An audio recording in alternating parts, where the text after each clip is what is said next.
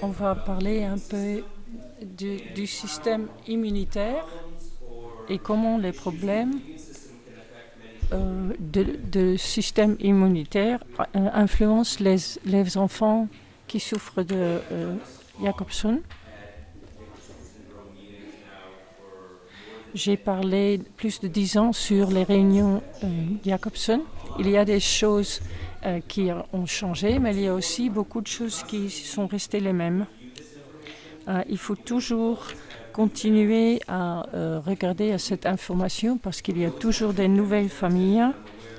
Et je sais qu'aujourd'hui, il y a 3 nouvelles familles qui profiteront d'écouter cet exposé sur le système immunitaire. J'ai 3 objectifs. Quand on finit à 10h30 ou quelque chose, je veux que les gens se sont familiarisés du système immunitaire des adultes et des enfants. Je ne vais pas m'attendre à ce que vous soyez des experts, mais j'espère que vous serez familiers avec quelques concepts du système immunitaire et comment ils peuvent être différents pour les enfants qui souffrent de Jacobson. J'aimerais bien aussi que les parents... j'aurai aussi des recommandations pour que vos enfants restent en bonne santé et qu'ils auront peut-être moins d'infections. C'est quoi notre système immunitaire? Notre système immunitaire nous maintient en bonne santé pour la plupart des gens. Tout le monde souffre à des maladies. Parfois, on a besoin de prendre des antibiotiques, mais en général, la plupart des gens sont en bonne santé pour la plupart du temps. Et notre système immunitaire fait ça avec différents types de cellules, protéines et des éléments du corps qui fonctionnent ensemble ou individuellement pour nous maintenir en bonne santé. Et ça se produit tout le temps. Nous n'en sommes pas conscients.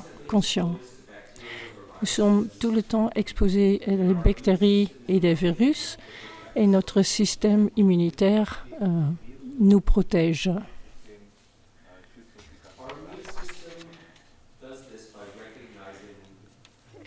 Il fait ça parce qu'il reconnaît les signes du danger. Par exemple, des bactéries, les virus,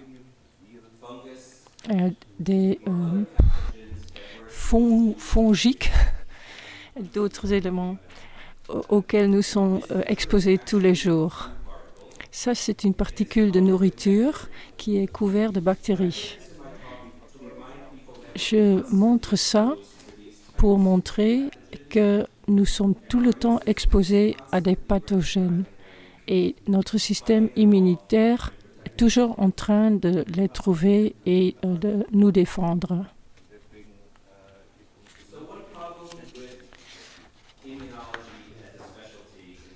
Un des problèmes avec l'immunologie, c'est que ce n'est pas populaire du tout.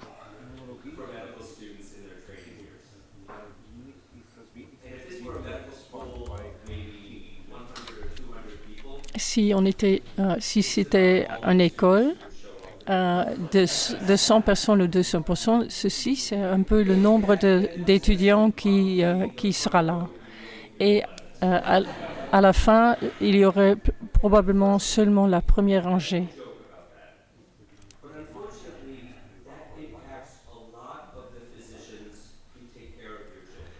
Et malheureusement, votre médecin n'en sera pas très intéressé non plus. Donc, sauf si ça vous intéresse beaucoup, vous n'aurez pas appris beaucoup. Et après, dans votre métier de médecin, peut-être vous ne penseriez plus du système immunitaire et aux problèmes en particulier dans les patients qui souffrent de Jacobson. À la fin de cette session, c'est possible que vous saurez un peu plus de votre médecin, de votre généraliste sur ce système. J'ai quelques dessins des parties de notre système immunitaire. Alors, ce système a besoin de reconnaître les signes du danger, l'ennemi. Il se présente sous différentes formes. Les bactéries, les virus, c'est les plus généraux. Mais ça peut aussi être des moisissures. Ça peut poser un grand problème pour les infections de la peau.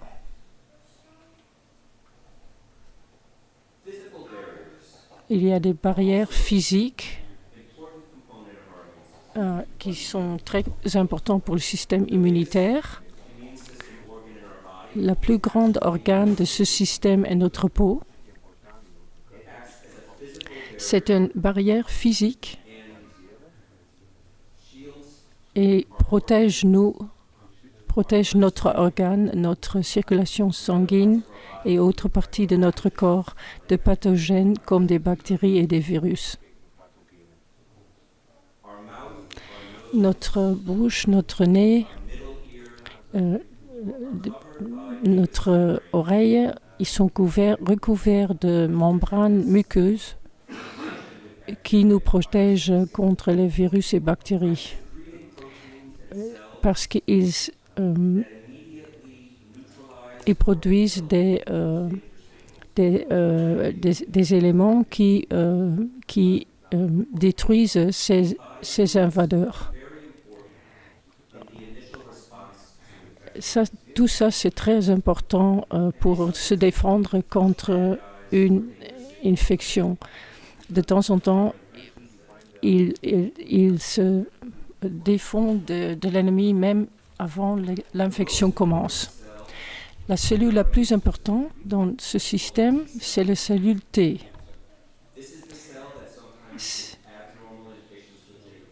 C'est une cellule qui peut être anormale dans les patients de Jacobson. Il a deux rôles très importants.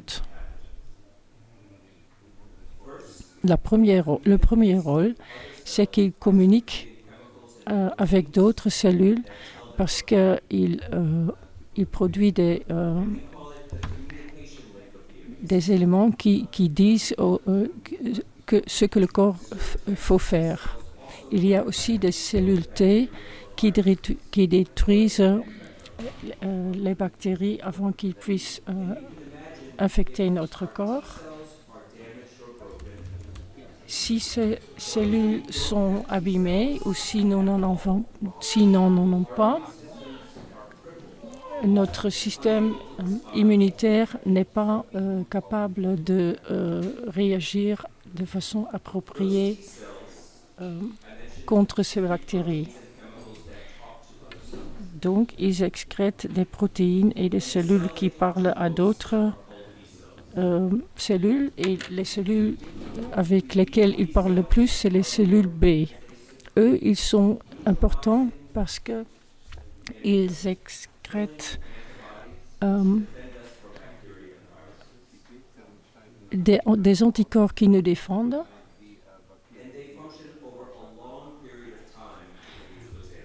Et ils fonctionnent pendant une longue période pour nous défendre contre ces bactéries. Il y a des cellules B qui commencent à se défendre, à produire un anticorps que je vais expliquer dans le diapo prochain. Et d'autres cellules B vivent pour excrètent des anticorps pendant des années et des années pour assurer que la même infection ne se produira pas une deuxième fois. Dans le diapo prochain, je vais vous expliquer que aussi les cellules B peuvent être anormales chez des patients Jacobson, et c'est sur la base de recherche du docteur Dalm aux Pays-Bas. Les anticorps sont très importants pour nous défendre. C'est des protéines qui sont excrétées par les cellules B. Ils sont dans notre système sanguin tout le temps. Chaque anticorps est spécifique pour une bactérie ou virus spécifique. Ils tuent les virus et les bactéries. Ils peuvent neutraliser les toxines qui nous attaquent et ils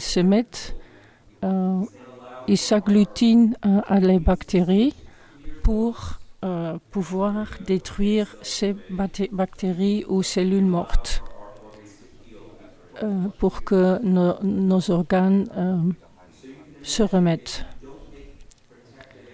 Donc, si nous ne produisons pas des anticorps,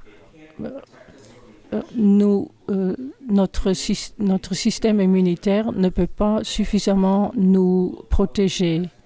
Donc, l'infection va durer plus long et aura plus de conséquences négatives pour nos organes.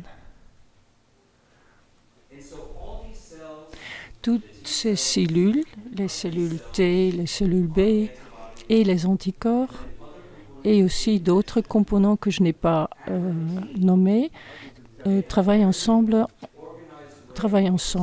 de façon organisée pour répondre aux infections et pour tuer des bactéries et des virus et de nettoyer tout après la bataille.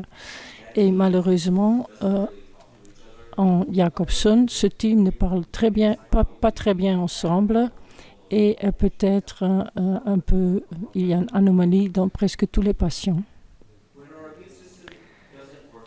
Si notre système immunitaire ne marche pas bien, ça s'appelle une déficience ou une insuffisance. Notre connaissance du système immunitaire dans des patients Jacobson ont évolué beaucoup pendant les 10-15 ans qui ont passé. Avant que j'ai vu mon premier patient, les médecins ont découvert que les patients Jacobson avaient plus souvent des infections, des otites, des sinusites, mais eux, ils croyaient que c'était parce que la tête des patients n'était pas tout à fait comme chez d'autres gens. Donc, disons une cause physique par les anomalies physiques que les bactéries pouvaient survivre, et c'était à cause de ça. Mais très vite, des médecins ont découvert aussi que c'était possible aussi que les patients avaient trop peu d'anticorps. Si on avait un traitement avec des remplacements d'anticorps, mais on ne savait pas encore qu'il y a beaucoup de patients Jacobson qui subissaient d'infections ou qui avaient des anticorps anormaux. Seulement en 2010, on a remarqué que les bébés qui étaient nés avec Jacobson avaient un système immunitaire abîmé. Ça s'est produit quand aux États-Unis, on a eu un bilan des patients dans tous les États pour identifier des patients qui n'avaient pas de cellules T, dont j'ai parlé avant. Et de temps en temps, il y avait un patient, un petit bébé, qui n'avait pas la maladie qu'on recherchait dans le test, mais qui avait Jacobson. Donc, on a réalisé qu'il y avait des petits patients qui étaient nés avec un nombre tout bas de cellules T. Et là, on a réalisé que beaucoup de patients Jacobson et probablement tous les patients avec la délétion 11q avaient une déficience immunitaire et étaient susceptibles à avoir des infections. Comment on teste les enfants pour pour un système immunitaire défaillant? C'est avec des échantillons sanguins, avec un bilan sanguin.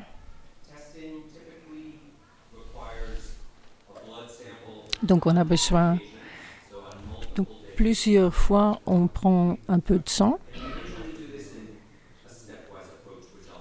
Normalement on fait on le fait dans plusieurs niveaux.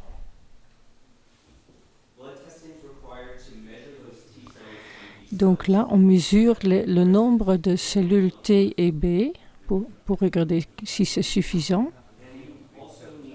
Et on a aussi besoin de tester si les cellules T et B ont un fonctionnement normal.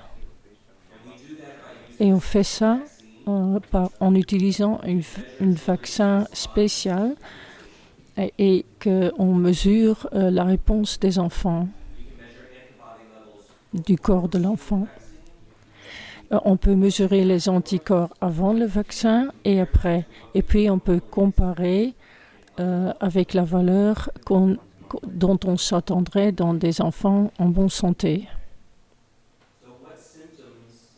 C'est quoi les symptômes en 11q qui pouvaient indiquer une défaillance du système immunitaire?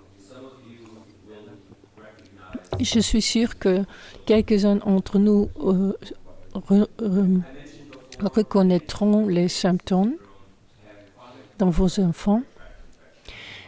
Souvent, il y a des infections, des otites, des sinusites et des infections du poumon.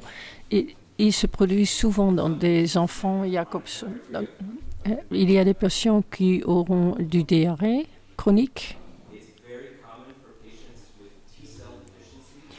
S'il n'y a pas suffisamment de cellules T, que les patients auront des infections de la peau, candida ou d'autres infections. Là, vous voyez une infection avec une moisissure qui est assez générale dans des enfants, mais généralement, ça passe très, très vite. Dans les patients Jacobson, c'est difficile à traiter et souvent, c'est sur les pieds des enfants pendant des années et des années.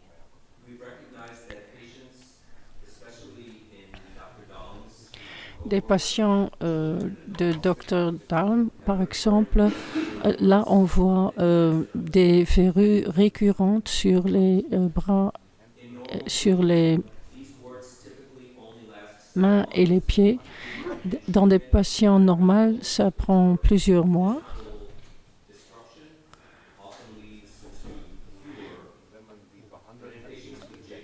Normalement, c'est guéri, mais dans des patients Jacobson, ces verrues peuvent rester pendant des années et des années, et même s'ils sont adultes, quand ils sont adultes.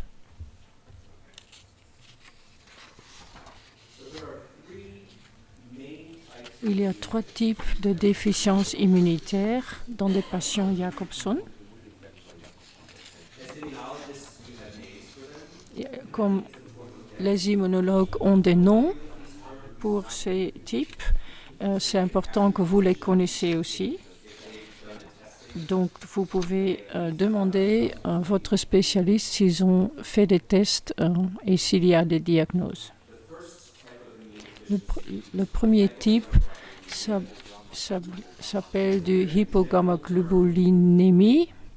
C'est un concept très général pour décrire des patients avec un nombre bas d'anticorps. Ces patients veut dire que les cellules B ne fonctionnent pas bien pour produire des anticorps. Et ça peut être une déficience dans un des 3 types d'anticorps que j'ai nommés là, qui sont dans le 3e colonne en haut. IgG, IgA ou IgM, ou en combinaison. Les patients avec un nombre d'anticorps, un bas nombre d'anticorps, ont des otites, des sinusites et des infections des poumons, mais ils n'ont pas de verrues ou des infections de la peau que j'ai mentionnées. La plupart des patients qui ont une hypogammaglobulinémie léger réagissent bien aux antibiotiques ou des remplacements d'immunoglobuline. Les antibiotiques peuvent être faits avec des doses pendant des mois ou parfois seulement des antibiotiques quand il y a des infections. Le deuxième type de déficience immunitaire, c'est lymphopénie. Normalement, c'est plutôt un bas nombre de cellules T ou que les cellules T qu'ils ont ne fonctionnent pas bien. Ces patients, c'est les patients qui ont des infections de la peau ou des verrues avec des moisissures. Normalement, on peut traiter ces infections, mais la déficience des cellules T ne peut pas être corrigée et ça dure toute la vie.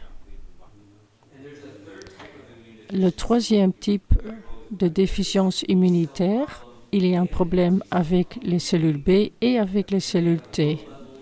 Il y a un bas nombre d'anticorps et généralement un type de déficience de cellules T.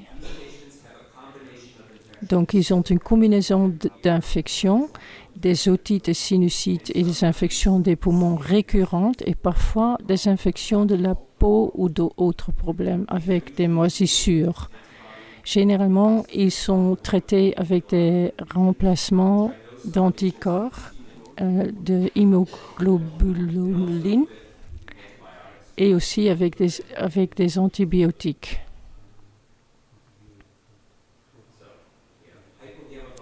Donc, là encore un rappel des 3 types.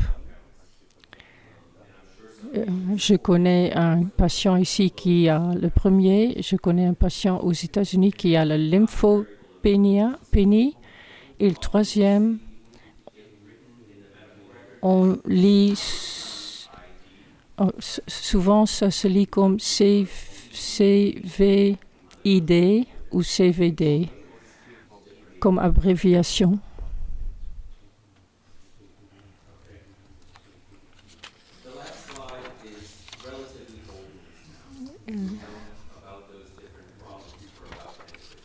On connaît ces problèmes depuis 10 ou 15 ans. Ceci est un peu plus récent.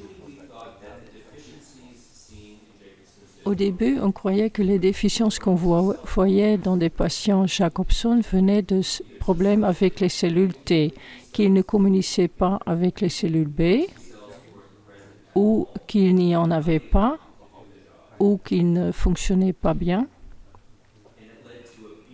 Et que ça menait à un problème avec les cellules B qui par conséquent ne produisaient pas des anticorps. Mais il y a des choses qui peuvent influencer les cellules B directement ou que les signaux des cellules T empêchent les cellules B de produire des anticorps. Il y a un type de cellule B qui s'appelle une cellule mémoire. eux, ils produisent des anticorps pour nous protéger longtemps. Ils produisent des anticorps tout le temps pour assurer qu'on n'aura pas une infection qu'on a eue avant. Et le docteur Dalm a vu à Rotterdam qu'il y a des cellules B mémoire qui sont déficientes dans presque tous les patients Jacobson. Je n'ai pas mon pointer, mais ce que vous voyez, le dessin, le schéma, là il y a un groupe de patients normal.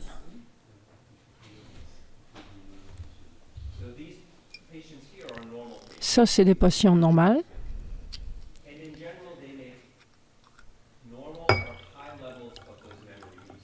Normalement, ils produisent un grand nombre de cellules B mémoire.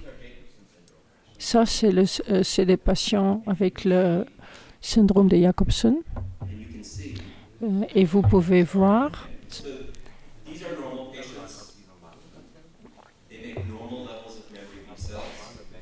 Il répète.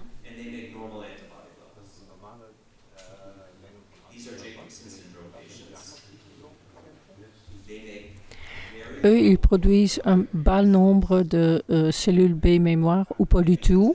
Et à cause de ça, il y a un bas nombre d'anticorps ou pas une production des anticorps qui nous protègent pour longtemps.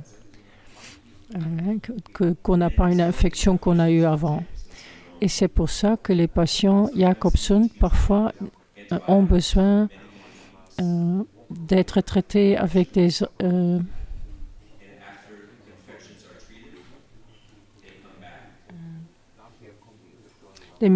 médicaments pendant de longs mois et après les infections retournent. Traités avec des antibiotiques, je veux dire. Ça, c'est de l'info nouvelle. Là, on peut tester pour avoir le nombre de cellules B mémoire. Il y a 10 ans, on ne pouvait pas.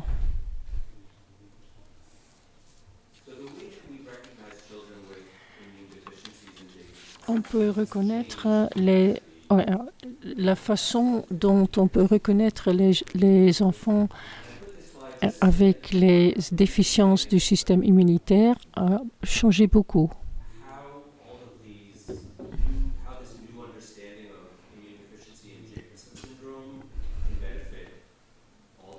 Et je veux vous montrer comment ça peut bénéficier à de nouveaux patients.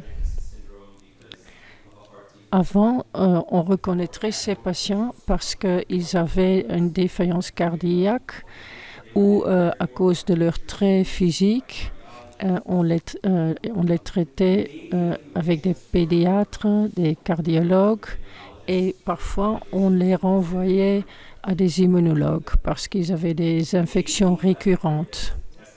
Parfois, il y avait des tests de labo et après, c'était possible qu'il y avait le diagnose qu'il y avait une défaillance du système immunitaire. Mais là, tous les bébés auront un bilan immunologique. Donc, dans ce cas, on peut identifier un patient avec une défaillance immunitaire très vite. Et même si ce n'est pas le cas à la naissance, on peut, avec l'information qu'on a maintenant et avec la manière dont les immunologues comprennent la maladie, on peut avoir des diagnoses beaucoup plus vite. Des réunions comme aujourd'hui peuvent aider pour tous les enfants qui souffrent de Jacobson pour avoir une diagnose de défaillance de leur système immunitaire s'il existe. En 2017, Virgil et moi se sont réunis avec Paul et on a parlé de ce qu'on pouvait faire pour pour avoir un bilan plus facile de ces patients avec Jacobson. Il y avait déjà un protocole pour le traitement de saignement dans le cas d'une intervention opératoire. Et on a cru qu'un protocole immunologique pouvait être utile aussi. Donc là, il y a des recommandations.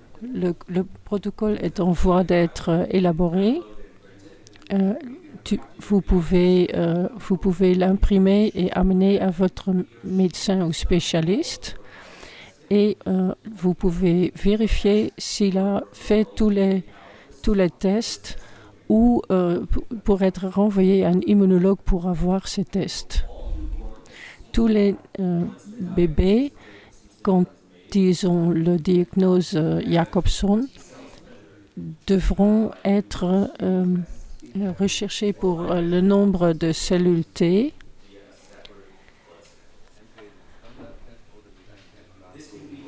Ça peut être fait très vite après la naissance et ça peut aider à comprendre s'il y a une déficience sévère ou pas.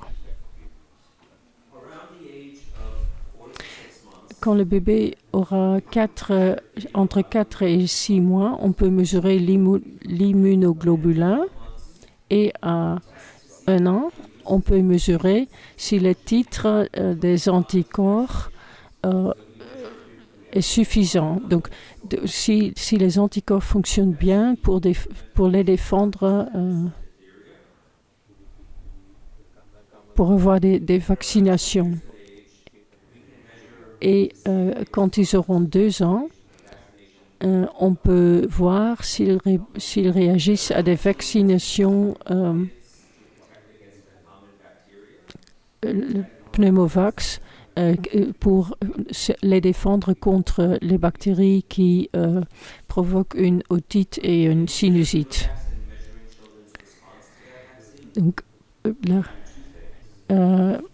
quand on mesure la réaction sur pneumovax, on peut leur protéger contre une infection avec ces bactéries. Donc, ils auront moins d'otite et de sinusite. Mais on peut aussi mesurer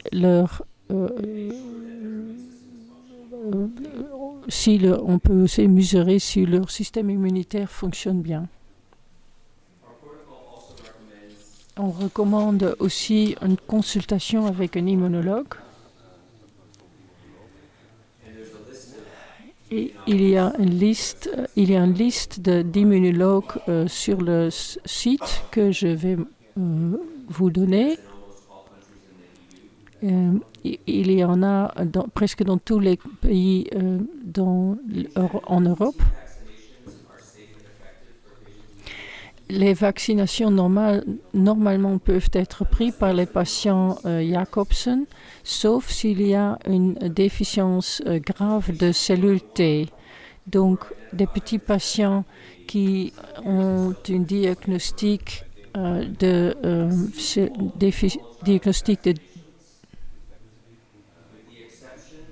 une déficience de cellules T peuvent avoir toutes les vaccinations, sauf la vaccination contre virus Roda ou pour les rubella ou varicella. Donc, la plupart des immunisations est bien, mais attends avec Roda, measles, varicelle, rubella. Presque tous les patients avec Jacobson peuvent avoir les vaccinations à un certain moment, mais dans les premières 2 ans, il est mieux d'attendre le moment que le système immunitaire est tout à fait testé pour savoir si les exceptions sont déjà possibles ou seulement après. Il y a 2 ans, c'était clair que un patient Jacobson peut avoir une réaction très forte sur les virus de respiration, qui est très... donc un rhume, en fait, qui est normal. Mais les patients Jacobson peuvent être malades très sévèrement. Et il y a même un patient qui en est décédé. Donc, il faut être... On peut être... Synagis est une vaccination qui peut prévenir des infections comme ça. Donc, ça pourrait être recommandé aussi.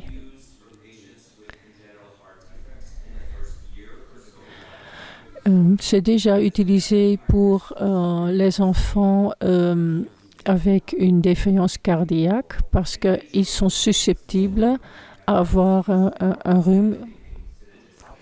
Et donc, il y a beaucoup de patients qui prennent déjà du Synagis dans le premier an. Pas tous les patients ont besoin d'une intervention opératoire. Donc, utiliser ce médicament pour tous les patients pourrait être très utile pour prévenir ces infections. Et donc, Pneumovax, qui est en bas, ça pourrait être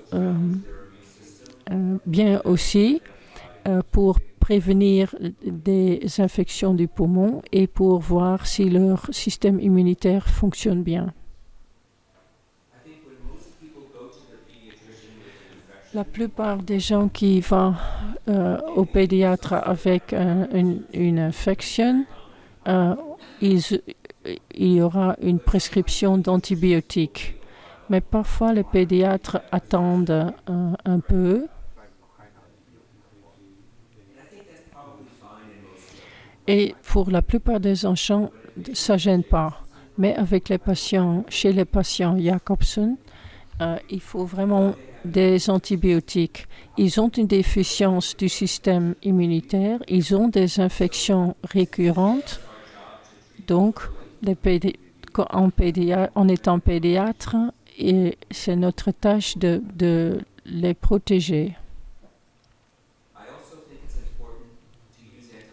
Ce qui est important aussi, c'est qu'il faut utiliser les antibiotiques pour une période plus longtemps. Donc, pour des familles qui ont un enfant avec un enfant Jacobson et d'autres enfants, vous verrez une différence dans la manière dont ils réagissent aux infections. Un enfant Jacobson aura besoin de plus d'antibiotiques ou dans une plus longue période.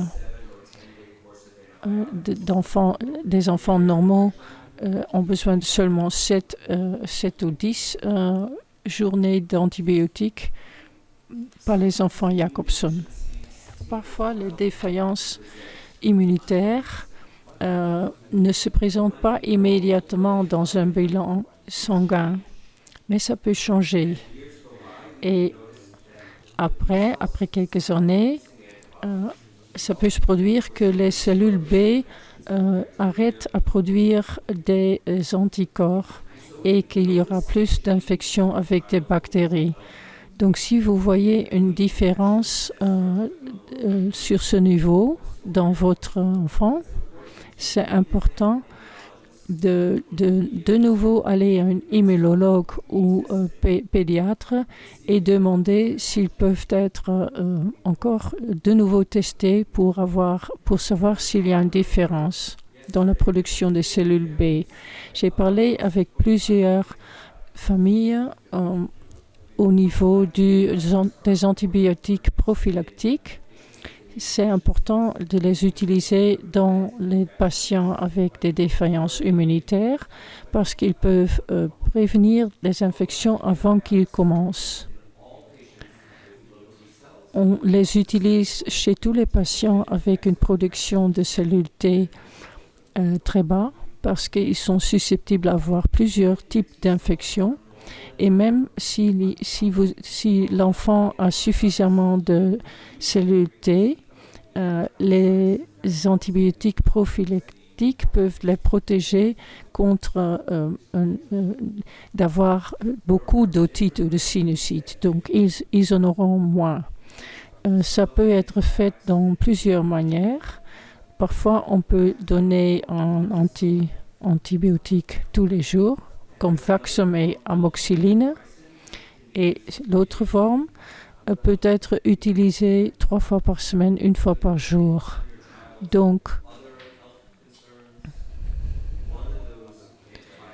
Donc une de ces antibiotiques peut être très utile pour réduire le nombre d'infections.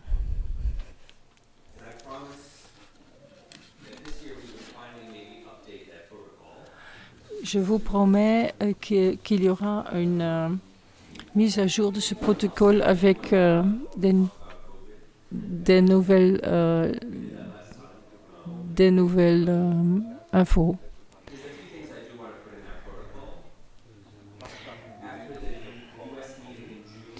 Après la réunion dans les États-Unis en juin, j'ai voulu avoir une mise à jour du protocole et de mettre sur le site. Mais là, je vais vous dire ce que je propose en nouvelle information. 1.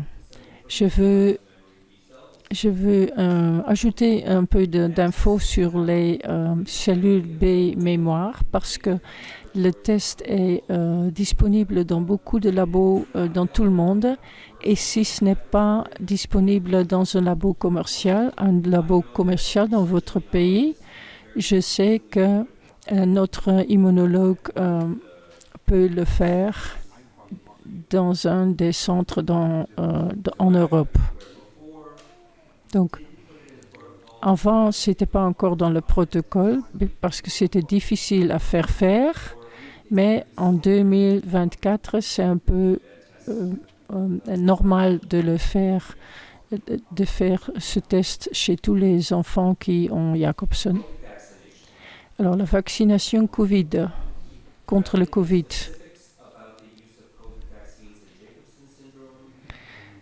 Je ne vais pas vraiment donner des directions parce que Jacobson est une maladie de déficience immunitaire.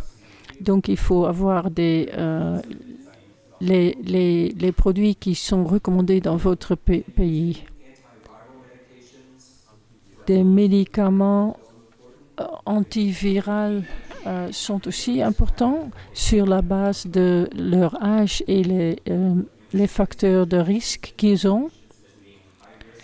Donc, les patients Jacobson ont un risque élevé basé sur la base de leur déficience du système immunitaire. Donc, ils ont besoin de médicaments antivirus aussitôt que possible. Alors, un aperçu. Notre système immunitaire est très complexe. Ce n'est pas nécessaire que vous vous rappelez de tout ce dont on a parlé. Cellules T, cellules B et anticorps, c'est déjà très important. C'est déjà bien. Et si vous vous rappelez que les cellules T et B se parlent entre eux et qu'ils produisent des anticorps, c'est encore mieux. Tous les patients Jacobson ont probablement un niveau de défaillance du système immunitaire. C'est peut-être pas possible de le voir dans leur sang, qu'il n'y a pas qui n'exprime pas un bas nombre de cellules T ou cellules B, mais on sait que probablement c'est possible que ces cellules T et B ne fonctionnent pas bien et que les anticorps ne protègent pas suffisamment. Donc l'article que Virgile a publié est très important. C'est parce qu'il a vraiment dit que c'est une déficience immunitaire syndromique qui est propre à ce syndrome. Donc, qu'il faut traiter vos enfants de remplacement de hémoglobuline sans que le système médical vous pose des questions là-dessus. On n'est pas encore sûr comment la défaillance du système immunitaire s'exprime dans des patients différents. On ne sait pas comment on peut prédire quels patients auront des infections graves ou une déficience immunitaire grave comparé avec des patients qui ont un système immunitaire plus normal, disons. Il faut encore faire des recherches là-dessus, mais c'est très clair que tous les patients Jacobson ont besoin d'un bilan immunitaire et seront suivis par un immunologue pour prévenir et traiter des infections. Ça, c'est mon diapo final. C'est des ressources que vous pouvez utiliser pour trouver un immunologue dans votre pays ou dans votre ville. Il y en a qui ont un partenariat avec le Jeffrey Model Foundation qui est dédié à la diagnostic et renvoyer les patients Jacobson. J'ai aidé une famille hier d'aller sur le site et d'identifier un immunologue en Belgique. Je l'ai envoyé un mail et dans 1 heure, elle m'a répondu et elle va faire prendre rendez-vous avec les gens bientôt. La deuxième, c'est une organisation dans la Grande-Bretagne. Eux aussi, ils ont des experts et leur organisation sœur, c'est la 3e en Europe.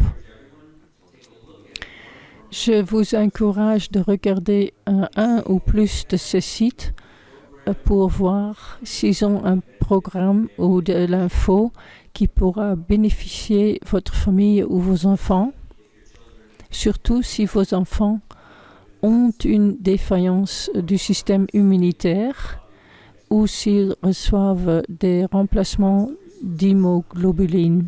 Il y a beaucoup de ressources sur ces 3 sites.